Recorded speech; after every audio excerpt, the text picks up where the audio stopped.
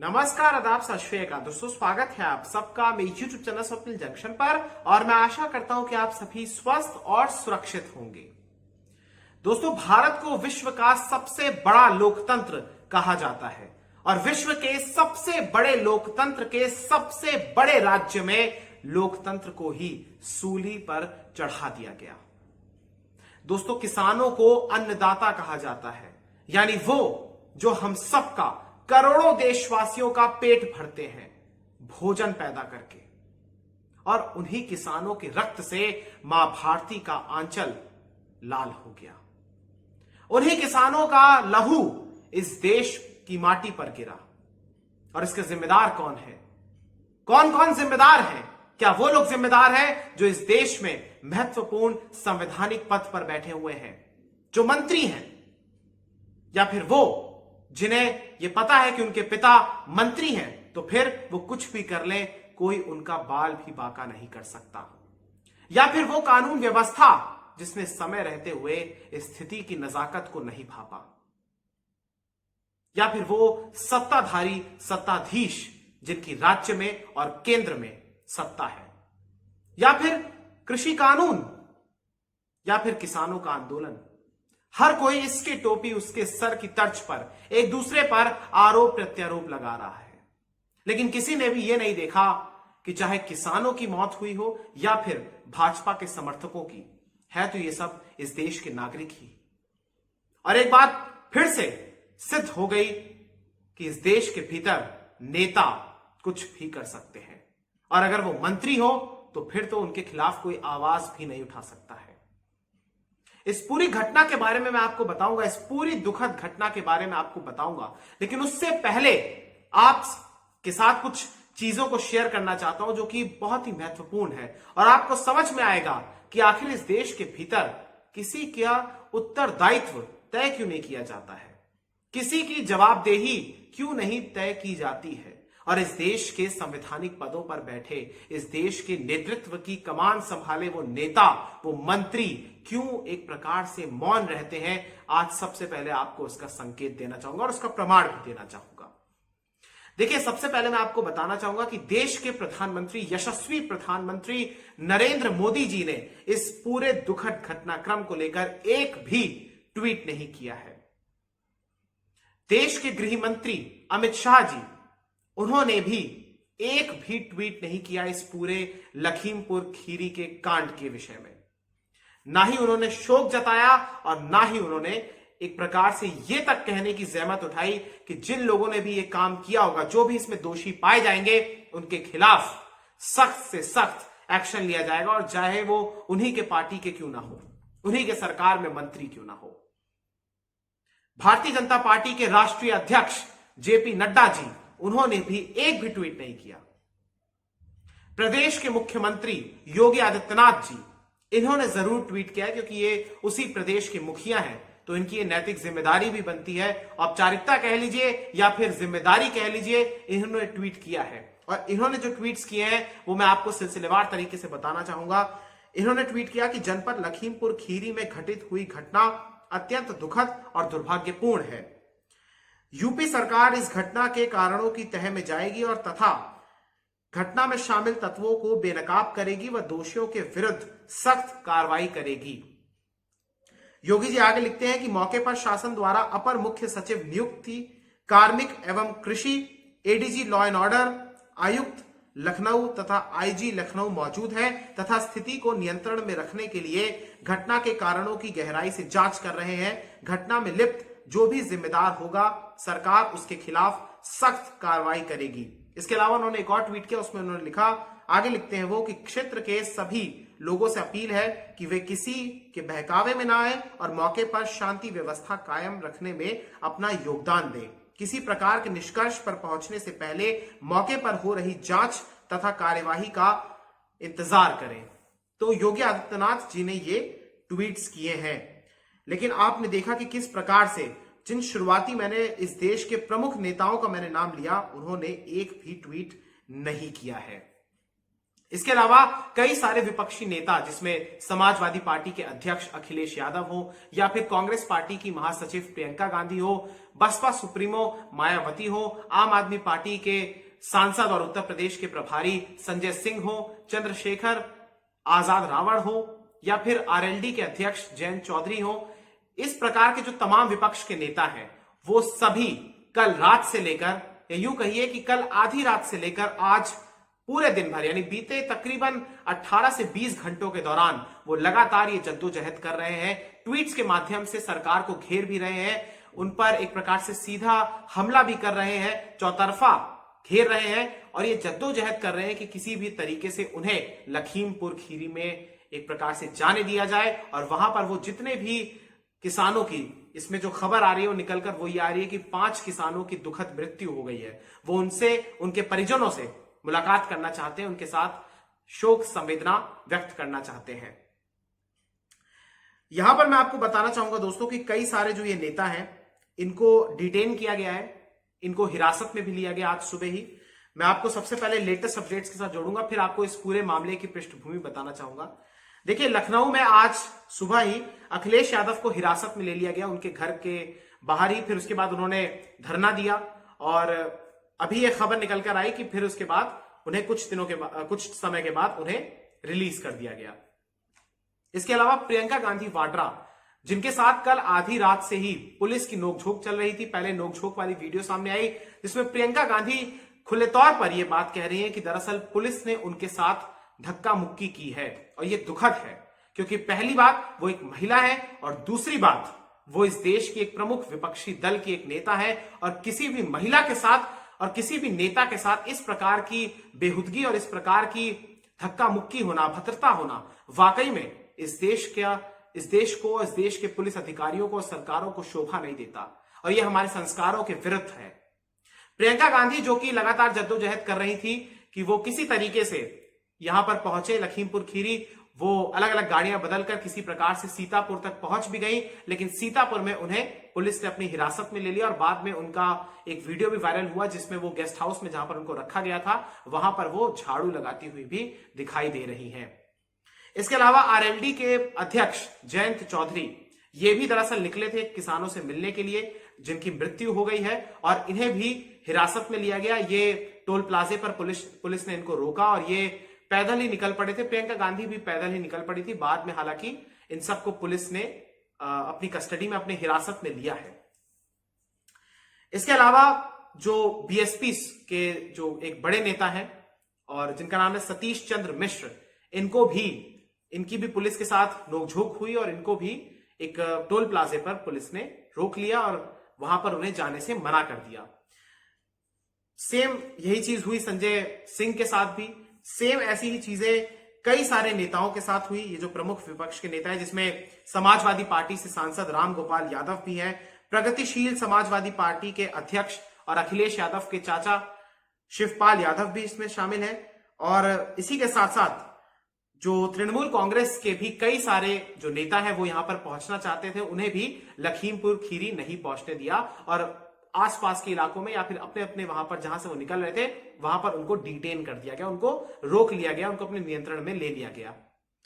इसके अलावा मैं आपको बताना चाहूंगा दोस्तों कि यहां पर चीजें बहुत नाजुक हो गई हैं, क्योंकि पूरे दिन आपको कहीं ना कहीं से ये खबरें जरूर दिख रही होंगी कि फला राज्य में, फला जिले में या फला शहर में, फला गांव में आज यहां पर धरना दिया जा रहा है, यहां पर कार्यकर्ता बवाल कर रहे हैं, कार्यकर्ता पोस्टर्स और बैनर फाड़ रहे हैं, क्योंकि उनके भीतर किसानों के साथ जो कुछ हुआ और इसमें प्रमुख तौर पर जो भारतीय जनता पार्टी के नेता और देश के केंद्रीय गृह राज्य मंत्री अजय मिश्र का नाम आ रहा है, अजय मिश्र टेनी, जो कि खीरी से सांसद भी हैं और इस समय केंद्रीय मंत्रिमंडल में भी शामिल हैं। उनके साथ उन्होंने जो ये कुछ किया या उनके पुत्र ने जो कुछ ये किया है उसके खिलाफ लोगों में रोष है, लोग आक्रोशित हैं और लगातार कार्रवाई की मांग भी कर रहे हैं। मैं आपको अगले चरण में पूरा मामला ये समझाऊंगा, लेकिन उससे पहले आपके साथ एक लेटेस्ट अपडेट और जोड़ना चाहूंगा, उसको आपके साथ साझा करना चाहूंगा, क्योंकि लगातार किसान इस बात की मांग कर रहे हैं कि ये जो केंद्रीय गृह राज्य मंत्री हैं इनका इस्तीफा मांगा जाए और जो आरोपी है उसे जेल हो, उसे कड़ी सजा दी जाए और 2 करोड़ रुपए का पहले ये बात कही गई कि उन्हें मुआवजा दिया जाए सरकारी, और फिर उन्होंने ये बात भी कही कि दरअसल उन्हें पीड़ित परिवार, जो मृतक परिवार है, उसके एक सदस्य को सरकारी नौकरी भी दी जाए। लेकिन उसके बाद सरकार और किसानों के बीच, प्रमुख तौर पर राकेश टिकैत और सरकार के प्रतिनिधियों के बीच बैठक होती है, जिसमें कुछ बातों पर समझौता होता है। वो समझौते में आपको बताना चाहूंगा। दरअसल सबसे पहले ही बात जिस पर इन दोनों के बीच आपसी सहमति बनी है, उसमें बात यह है कि 45 लाख रुपए जो इसमें निकलकर सामने आ रहा है कि 4 मृतक हैं, जबकि कई लोग और कई जगह इस बात की पुष्टि की जा रही है कि 5 किसानों की मौत हुई है। लेकिन यहां पर जो एग्रीमेंट हुआ है उसमें यह कहा गया है कि 4 किसानों की मृत्यु हुई है और उसमें 45 लाख रुपए प्रत्येक किसान के परिवार को दिए जाएंगे। 10 लाख रुपए प्रत्येक घायल को दिए जाएंगे, जितने भी लोग घायल हुए हैं। 1 दर्जन के करीब लोगों को बताया जा रहा है कि वो घायल हुए हैं, तो 10-10 लाख रुपए ईच सभी इंजर्ड पर्संस को दिए जाएंगे।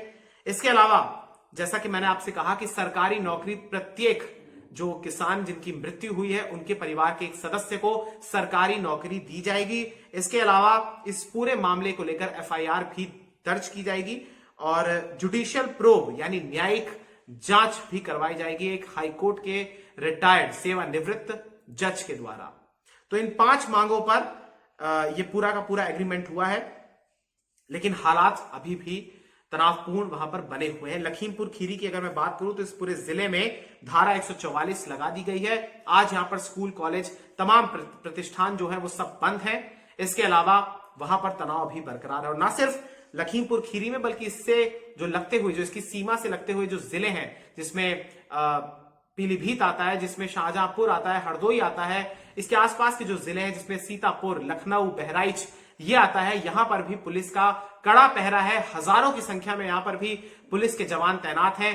पीएसी की कंपनियां भी इस पूरे जिले में तैनात हैं और केंद्रीय बल की भी कई कंपनियां यहां पर तैनात हैं। इसके अलावा जैसा कि मैंने आपको योगी आदित्यनाथ के ट्वीट के माध्यम से बताया कि यहां पर आला पुलिस अधिकारी, एडीजी कानून व्यवस्था समेत कई सारे बड़े बड़े लोग भी यहां पर तैनात हैं, जो कि यहां पर हालात को संभालने के लिए और संतुलन को बनाए रखने के लिए, शांति व्यवस्था को बनाए रखने के लिए यहां पर तत्परता के साथ कार्य कर रहे हैं। लेकिन अब आपके लिए यह भी जानना जरूरी है कि आखिर ये पूरा का पूरा विषय क्या है और आखिर इतना तनाव क्यों बरपा है। दरअसल रविवार दोपहर को, यानी कल रविवार दोपहर को उत्तर प्रदेश के लखीमपुर खीरी जिले की निघासन तहसील के तिकुनिया में ये पूरा का पूरा उपद्रव हुआ, ये पूरी की पूरी घटना हुई। और यहां पर दरअसल कृषि कानूनों का विरोध कर रहे हजारों की संख्या में किसान यहां पर थे, प्रदर्शन कर रहे थे। और यहां पर एक सूचना थी, यहां पर जो उत्तर प्रदेश के उप मुख्यमंत्री हैं, यानी डेप्यूटी सीएम है केशव प्रसाद मौर्य, उन्हें आना था। कहां आना था वो भी आप देखिए। उन्हें आना था केंद्रीय गृह राज्य मंत्री जो अजय टेनी है, अजय मिश्र टेनी, इनका जो दरअसल पैतृक गांव है दोस्तों, यहां पर इनको आना था। और यहां पर एक दरअसल बनवीरपुर इनका गांव है और यहां पर इनको आना था। यहां पर एक दंगल का समापन और पुरस्कार वितरण समारोह में इनको हिस्सा लेना था। इसी के साथ साथ उप मुख्यमंत्री को यहां पर कई सारी विकास की परियोजनाओं का शिलान्यास और लोकार्पण भी करना था। और इसी सिलसिले में इस पूरे विस्तृत कार्यक्रम को एड्रेस करने के लिए, यहां पर भाग लेने के लिए मुख्य अतिथि के तौर पर केशव प्रसाद मौर्य आ रहे थे। लेकिन जैसे ही वो आ रहे थे तो पहले तो हेलीपैड पर वो उतरने वाले थे। अस्थायी एक हेलीपैड बनाया गया था, लेकिन वहां पर किसानों ने उस हेलीपैड पर कब्जा कर लिया था। वहां पर ट्रैक्टर ट्रॉली भी खड़ी कर दी थी, लिहाजा उन्होंने अपने प्लान में परिवर्तन किया और फिर वो सड़क मार्ग से लखीमपुर से इस गांव में आ रहे थे। लेकिन उसी बीच ये सारा का सारा जो बवाल है वो हो जाता है। फिर उसके बाद बीच दौरा ही वो रद्द करके वापस लखनऊ चले जाते हैं। लेकिन प्रमुख तौर पर मैं आपको बताना चाहूंगा कि ये तो पृष्ठभूमि है, लेकिन दरअसल बात यह है कि चूंकि यहां पर उप मुख्यमंत्री का दौरा होना था, इसलिए किसान कृषि कानूनों के विरोध में जो प्रदर्शन कर रहे थे उनकी ये योजना थी कि वो काले झंडे दिखाएंगे और विरोध करेंगे। लेकिन इस बीच अजय मिश्र टेनी, इनके जो सुपुत्र हैं जिनका नाम है आशीष टेनी, दरअसल ये उर्फ मोनू, इनका उर्फ में नाम है, निकनेम मोनू है। ये अपनी कई गाड़ियों के काफिले के साथ उप मुख्यमंत्री को रिसीव करने के लिए निकलता है। और इस बीच किसानों का यह हुजूम देखता है और किसान भी ये देखते हैं कि दरअसल भाजपा के नेता की गाड़ी आ रही है, काफिला आ रहा है, तो क्यों ना यहां पर प्रदर्शन किया जाए। और यहां पर जैसे ही वो प्रदर्शन करते हैं तो सीधे तौर पर ये इनमें जो गाड़ियां यहां पर इस काफिले में तैनात होती हैं, जो काफिले में होती हैं, वो किसानों को तेज रफ्तार से एक प्रकार से कुचलती हुई जाती है। यानी प्रमुख तौर पर आप देखिए कितना विभत्स और कितना निर्दयता के साथ, कितनी निर्ममता के साथ ये नरसंहार हुआ है, ये हत्या हुई है। और इसमें जिम्मेदार कौन है? केंद्रीय गृह राज्य मंत्री का बेटा। इस पूरी घटना के बाद जो ये उपद्रव हुआ, ये बवाल हुआ, ये जो हत्या हुई है, इसमें कहा जा रहा है कि अब तक 10 लोगों की मौत हो गई है, जिसमें 5 किसान, 3 भाजपा के समर्थक, 1 ड्राइवर और 1 स्थानीय पत्रकार भी शामिल हैं। जैसे ही 5 किसानों की मौत हुई, उसके बाद भीड़ बेकाबू हो गई, भीड़ आक्रोशित हो गई और उन्होंने जो ये गाड़ी थी उसके ड्राइवर को भी बाहर निकाला, उसको पीट पीट कर मार डाला और 3 भाजपा के समर्थकों को भी पीट पीट कर मार दिया। मैं प्रत्यक्षदर्शी कई किसानों को सुन रहा था, उन्होंने कहा कि भाजपा का ये जो नेता है, ये जो पुत्र है उनका, केंद्रीय गृह मंत्री का, गृह राज्य मंत्री का, वो तेज रफ्तार से गाड़ी भगाता हुआ आ रहा था और फिर उसी के आदेश पर यह सारा का सारा कुकर्म किया गया और किसानों को रौंद दिया गया। हालांकि यहां पर एक बड़ा ही ट्विस्ट मैं आपको एक बताना चाहूंगा। वो ट्विस्ट ये है कि दरअसल सीधे तौर पर केंद्रीय गृह राज्य मंत्री जो है, इनका बयान सामने आया। इन्होंने कहा है कि उस समय वो और उनका बेटा वहां पर मौजूद नहीं थे।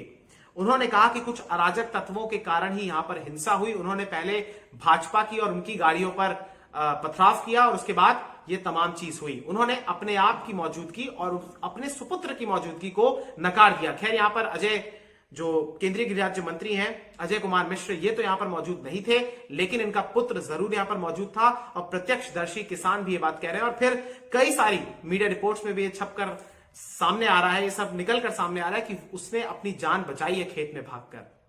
लेकिन यहां पर उसका सुपुत्र इन तमाम दावों का खंडन करता है और वो कहता है कि वो सुबह 9 बजे से लेकर कार्यक्रम के अंत होने तक, उसका समापन होने तक वो वहीं पर था जहां पर ये पूरा का पूरा दंगल का कार्यक्रम था।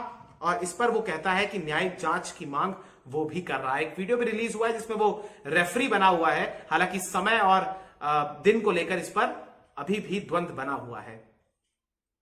जैसा कि मैंने आपसे कहा दोस्तों कि इसको लेकर जो राजनीति है वो गर्मा गई है और मुख्यमंत्री योगी ने इस घटना पर दुख जताया है और यह भी कहा है, आश्वासन दिया है कि कार्रवाई होगी। लेकिन अब देखना यह है कि क्या कार्रवाई होती है।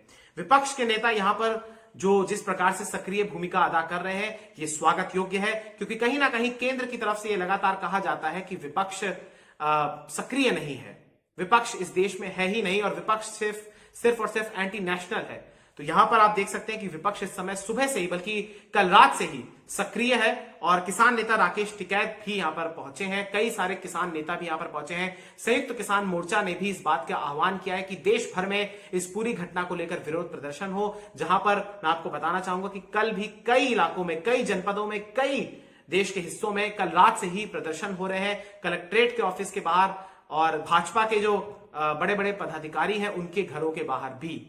दिल्ली हो, उत्तराखंड हो, उत्तर प्रदेश हो, पंजाब हो, हरियाणा हो, हर जगह। पंजाब के सीएम और छत्तीसगढ़ के सीएम भी यहां पर आ गए थे, बल्कि वो तो लखनऊ आ गए थे, लेकिन उनके विमान को लैंड तक नहीं करने दिया। सोचिए किस प्रकार से योगी सरकार यहां पर दमन कर रही है लोकतंत्र का, कि वहां पर विपक्ष के नेताओं की एंट्री ही बैन कर दी गई है। 144 का धारा 144 का हवाला देते हुए।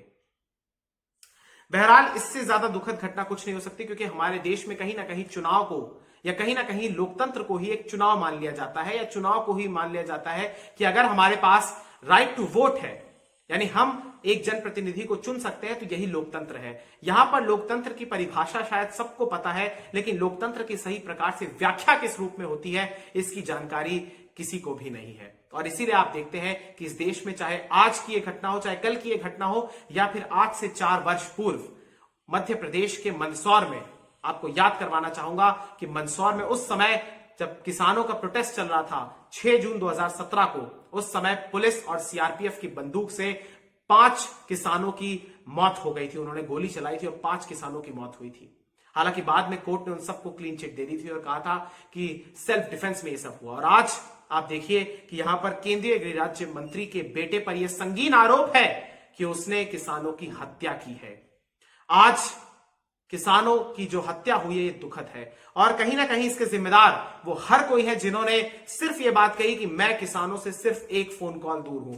वो लोग इसके जिम्मेदार है जो ये कहते रहे कि दरअसल मैं किसानों से खुले मन के साथ विचार करना चाहता हूं, बातचीत करना चाहता हूं और किसानों के साथ हमारी सरकार बातचीत करने के लिए हर समय तैयार है, आप किसी भी समय आ जाइए। लेकिन वो तारीख कभी नहीं बताते थे।